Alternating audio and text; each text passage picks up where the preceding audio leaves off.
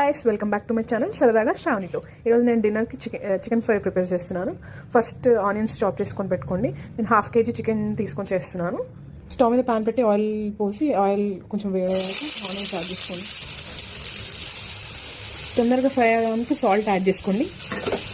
ఇక్కడ ఒక టిప్ చెప్పనా, ఆ గ్రేవీ కోసం ఆనియన్స్ ఎక్కువ వేస్తే తీయగా అవుతుంది అనుకుంటారు కదా, లేదు ఎక్కువ వేసుకోండి.